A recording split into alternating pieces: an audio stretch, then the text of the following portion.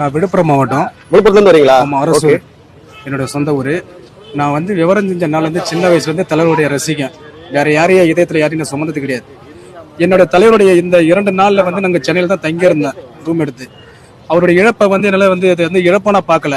எதே என் தலைவருக்கு வந்து மாநாடு வச்ச மாதிரி தான் இன்னைக்கு வந்து நான் அதை நினைச்சு பார்க்குறேன். இன்னும் எங்கள் தலைவர் எங்களை விட்டு போல, நீங்கள் இது இதயத்தில் வாழ்ந்துதான் இருக்காரு. என்னால் வந்து 3 நாளாக சரியாக சாப்பிட முடியல, தூங்க முடியல. என் தொண்டை கட்டிச்சு. இன்னைக்கு தான் கொஞ்சம் ஓரளவுக்கு ஆகிக்குது. ஏன்னா அந்த அளவுக்கு அவர் மேலே வந்து நான் அளவு கடந்த அன்பு பாசத்தை வச்சிருக்கேன். ஒவ்வொரு டிசம்பர் 31க்கு இங்கே சென்னைக்கு நான் வருவேன். தலைவர் 1ஆம் தேதி அவரை நான் பார்ப்போம், அவரை சந்திப்பேன். அவருடைய ஆசீர்வாதம் எனக்கு கிடைக்கணும்னு வருவோம். ஒரு பிறந்த நாளுக்கும் ஜனவரி 1க்கு எல்லாத்துக்கும் வருவோம். அவர் இழந்ததை வந்து நான் வந்து ஒரு பெரிய இழப்பான நினைக்கிறேங்க. என் குடும்பத்துல என் அப்பா அம்மா இறந்தா கூட நான் அந்த அளவுக்கு வந்து நான் அவ்வளவு அழகனா எனக்கு தெரியல. ஏன்னா எங்க அப்பா அம்மா இடத்துல தான் என் தலைவர் கேப்டனை நான் வச்சு பார்த்தேன். புரியுதுங்களா?